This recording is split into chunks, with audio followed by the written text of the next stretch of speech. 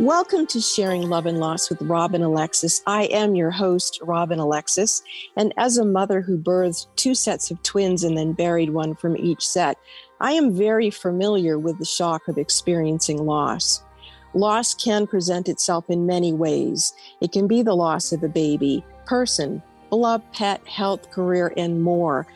But we all have to learn how to deal with loss. So how do each of us in our own unique ways cope with loss?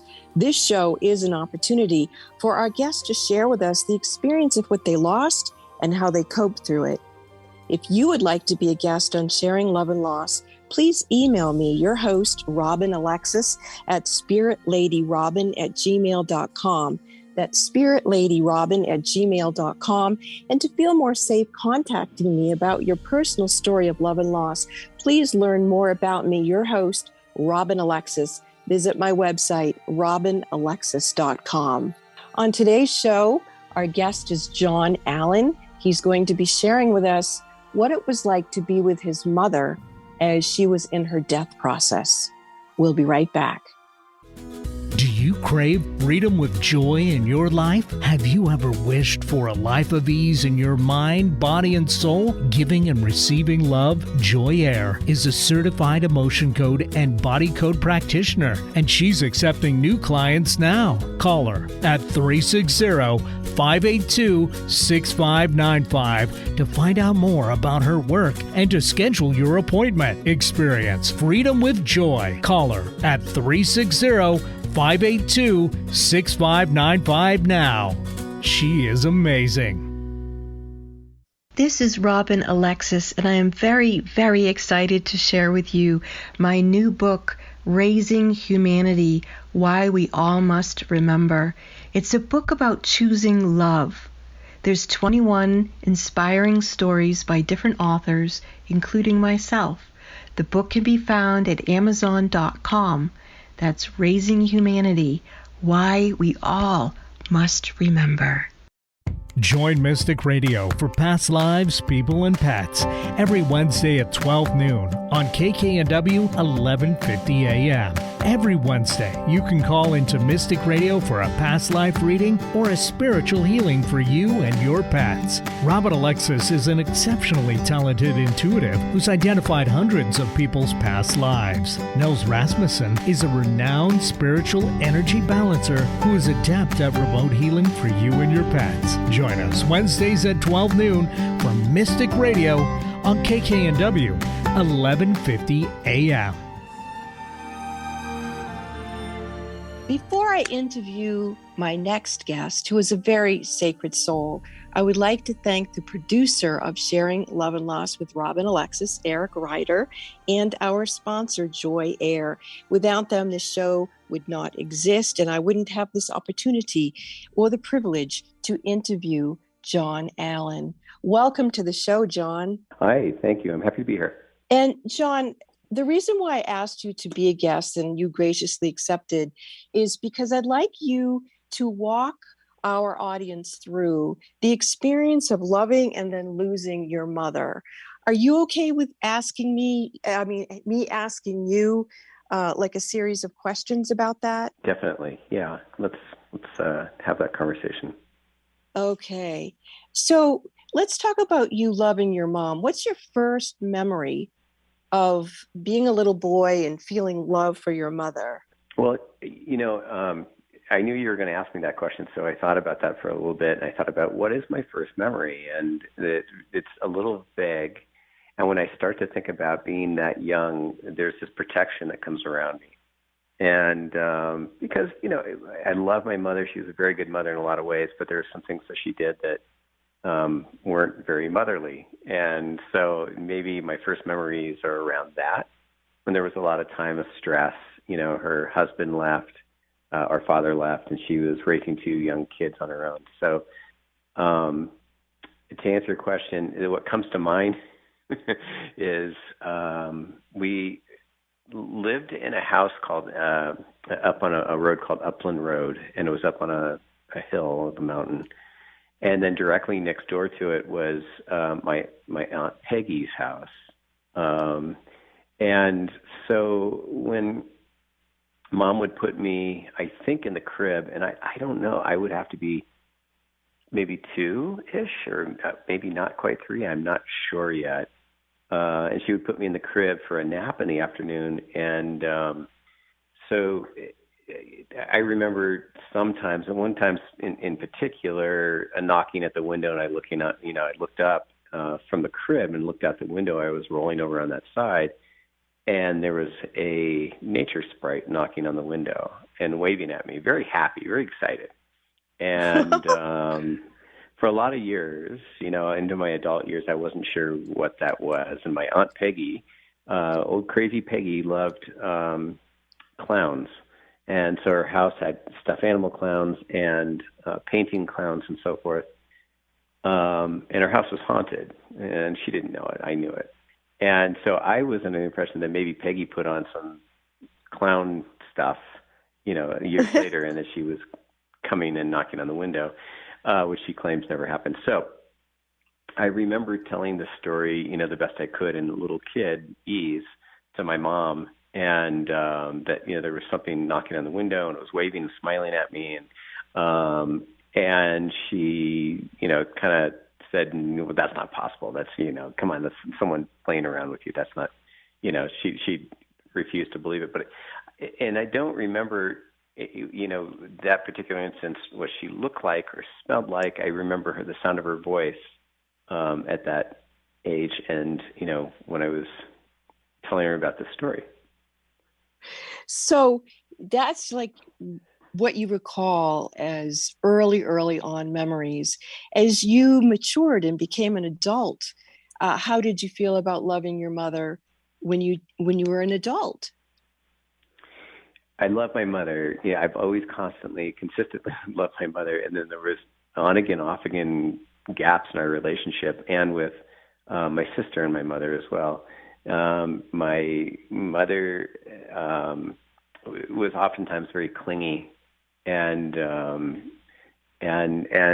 it was kind of to the point where you'd want to go off and do your own thing, which I did. So the times. I have very specific memories about times where, when I think about protection, when there was a lightning storm, as a little, we were little kids, and Kelly, my sister, and I would run into Mom's room and go and jump and sleep in her bed, and because she felt like protection, Mm-hmm. And so this was throughout my life. It was the kind of protection. I didn't see my mom as the protector. But later in life, I saw her as someone that needed protection, someone that needed my help. And how old were you when your mom got sick? And what did she get sick with? My wife and I were on the island of Kauai in Hawaii last October, and the first week, and I was getting phone calls from California, from Kaiser, telling us that they wanted to segue a conversation in with my mother and I, and they wanted to talk to me about it at the same time. And so we had a series of these conversations over the next couple of days with Kaiser, and they said that they feel as though she needs a liver biopsy, and that her, she was having really significant back pain, which she called a ruptured disc, which turned out to be a fractured disc. I started getting very concerned that Mom wasn't able to go to work. She wasn't able to take care of herself. She cut hair, and so she had clients for many decades, and she didn't want to disappoint them. She wanted to keep working. She wanted to go, cut a head of hair here and there. And so by the time I think we were in Hawaii for 2 weeks, and then during that time I booked a flight to California. So we flew back to Colorado, and then the next day or so I flew back out to the Bay Area to be with my mother. And within that period of time, things were getting much worse for her. And then they started, the doctors at Kaiser were telling me that the test results were showing a return of, I guess you'd call it colon cancer. Mm-hmm. Which they... Yeah, they didn't know at the time, but I think they called it the metastatic, and they said it metastasized into the bones, into osteocytes, and that it made the bones brittle, and which caused a broken vertebra on her back at L1 or L2, which was causing her a lot of pain. So your mom sounds like she was pretty adept at ignoring body signals, and you sound like as soon as your mother, needed you, you went to her side. So how long did she process whether she was going to get some sort of further care, or did she actually go into hospice for a while? Hospice came, but it didn't come that quick. What happened first was we had scheduled a liver biopsy, and talking with her doctor at the time, I had multiple conversations with her doctor at Kaiser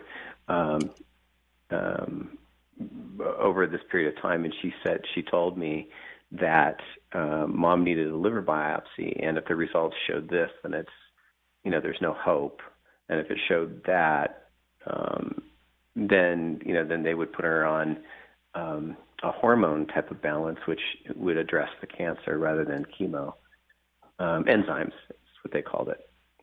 So in this interim of your mom being so sick, and you lived in one state and she lived in another, did you stay with her and take care of her that whole time? I stayed with her. So I flew out. My sister was there in her little apartment, in my mother's little apartment. And then I booked a hotel down just around the corner because there wasn't enough room in the apartment. So I was there all day, and I'm only going to the hotel to sleep at night and then coming back the next morning. And slowly, my mother was visibly and audibly, everything degrading within that week and a half that I stayed there with her. And I was calling the airlines and extending my stay, saying, I can't leave her like this. And my sister was saying, I've got to go home. I've got to care for this. I got to care for that. I got to care for my horse. And so, I knew in my mind I wasn't going back to work. I wasn't leaving Mom. I was going to stay there with her until we could figure this out. Turned out that, so your sister left and you stayed, and hospice hadn't come yet. Well, no, we were. It takes a few days to hook up with hospice, so we started that process through Kaiser because we couldn't get Mom to the hospital. She was in too much pain to get to the hospital. And so then we found I did some searching, and I found a nursing home, a very nice home that was in a room that was in someone's home, and, very high quality stuff. Mom wouldn't have anything to do with it. She said, no, I'm staying right here. Wow. That's so interesting. Yeah. So it was very clear that, I was staying there with her in her apartment. My sister knew a home care worker and her aunt. So it was an aunt and niece relationship. And the two ladies came and took shifts. And their names, I'll tell you their names because they deserve a lot of recognition here. It's Alma and her aunt, Nympha. And Nympha and I developed a very strong, she had a very strong motherly relationship. And these people are, absolute angels. They don't make human beings like this that do what they do anymore. They're very special people. Well, it sounds like you are too, John. This whole time you were missing work and, organizing things, tending to your mother, respecting your mother, clearly. Were you being compensated from your job? I have I've been with the job that my employer, I've been with them for so many years. I have plenty of leave, so that wasn't an issue. Well, we're going to go to break here shortly, John, but when we come back, I'd like you to share whether you were with your mom when she took her last breath or not. And would you also share whatever steps you took to take care of her body and the ceremony of whether it was a funeral, her burial, to help just educate people on possibilities based on what you chose to do. We'll be right back with John Allen, loving his mom and losing his mom.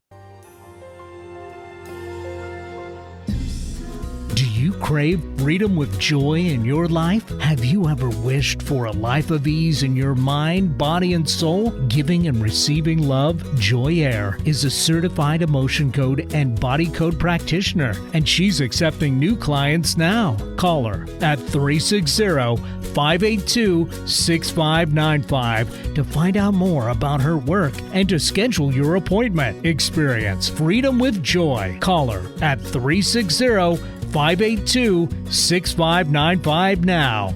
She is amazing. This is Robin Alexis, and I am very, very excited to share with you my new book, Raising Humanity: Why We All Must Remember. It's a book about choosing love. There's 21 inspiring stories by different authors, including myself. The book can be found at Amazon.com.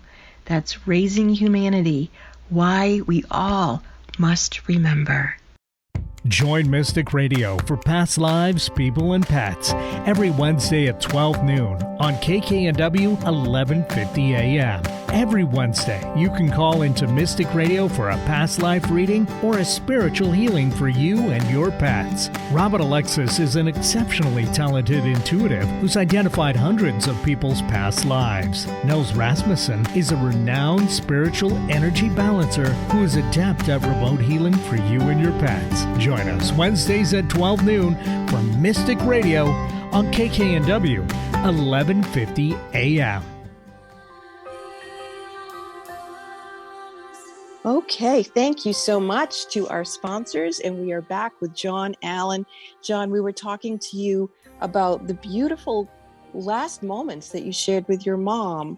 So would you share with us right now, were you with her when she took her last breath, and what was that like?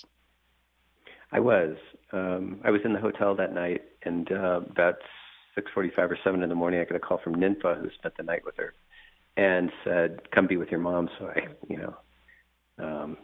jumped in the car and ran around and drove around the corner. And by the time I got there, she was in her last breaths.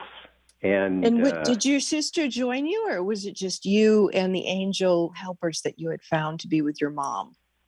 Robin, not everybody can go through this. Right. My sister couldn't. It just wasn't for her. She couldn't be there. So she had left a few days prior to knowing what was coming. So no, it was just myself and Ninfa, the healthcare. Well, I'm really glad you brought that up, because as people are listening, I think it's really important that we respect our own processes with our comfort of the living and deathing process. So thank you for respectfully saying that about your sister. It frees up people to honor their own path. But let's go back to you and your precious moments with your mom. So, the last few days leading up to this, I should say, I spent a lot of time, in the bedroom with Mom in her bed, and she had this beautiful antique bed, and didn't, for the life of me, I don't know why, but she didn't want to get out of that bed. But the nurses that would come through the day would have to take vitals and do things, and give her baths in the days preceding and so forth. And so we brought one of those beds in that goes up and down, the automatic beds.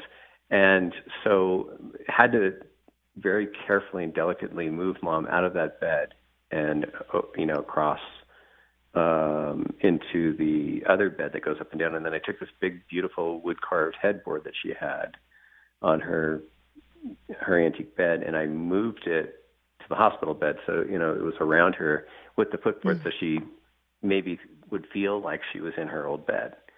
And then I would play. I would use my phone and play old music for her. Some Jim Croce and James Taylor and old Neil Young and things like that she would remember. And I would watch her face for expressions, and she was getting to the point where she couldn't talk. She would whisper if she could. So I would watch her face when the next song would come on. The last day when I got there, at that morning when Ninfa called me and said, "Come be with your mom," I knew immediately what was happening, and I knew why I needed to be there. And so for those weeks when I was coming and going into her bedroom, I would announce myself. I would say, good morning, pretty lady, I'm coming in. Good afternoon, pretty lady. Good night, pretty lady, I'm going to go to my hotel, and I'll see you in the morning, and that kind of thing. So I announced myself, and I walked in. I said, good morning, pretty lady, assessed the situation, and held her hand and whispered in her ear, and I talked to her.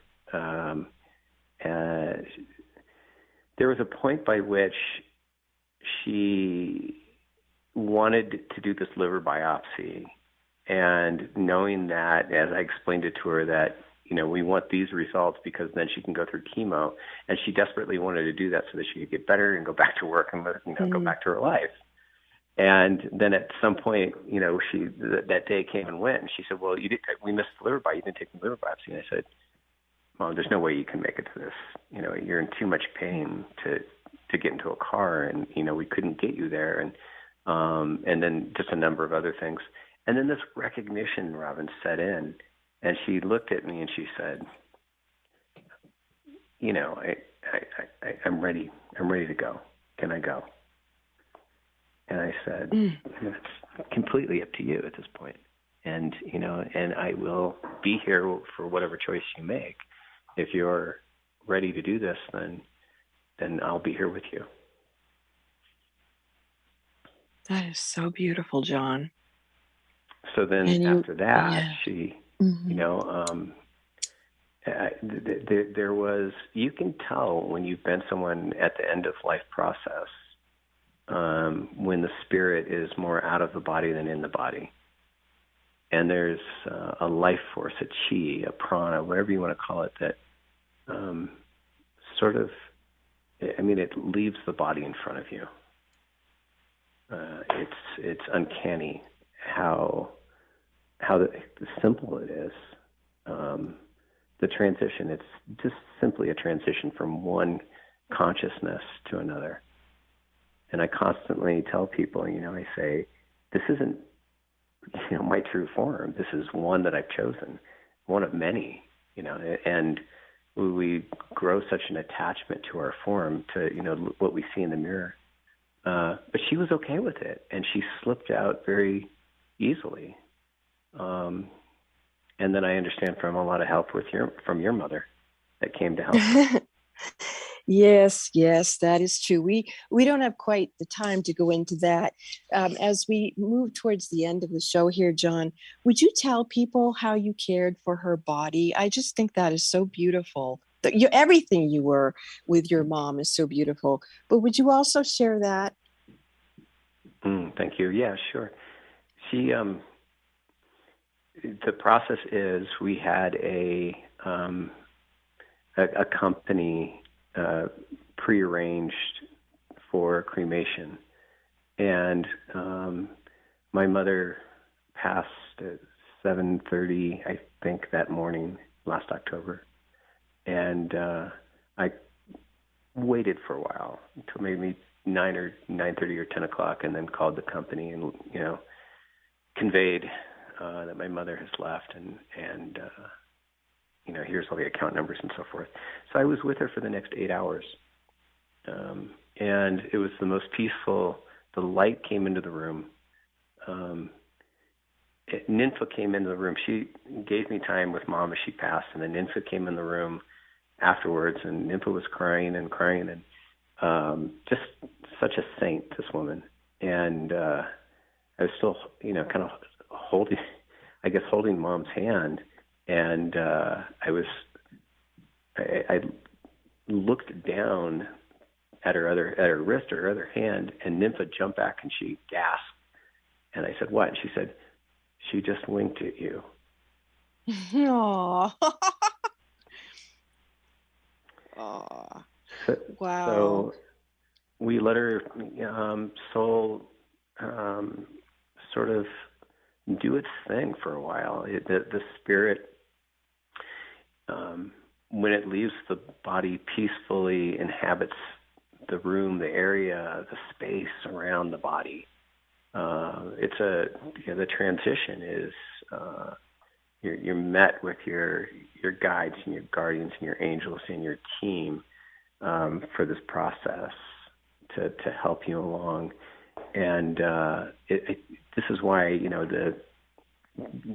some cultures do pujas where you let the body sit for days so that the soul, the spirit, can get used to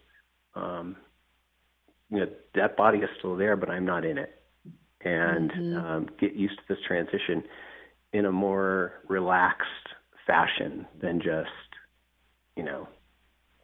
out the door. And so we had plenty of time. Nympha stayed for a little while with me.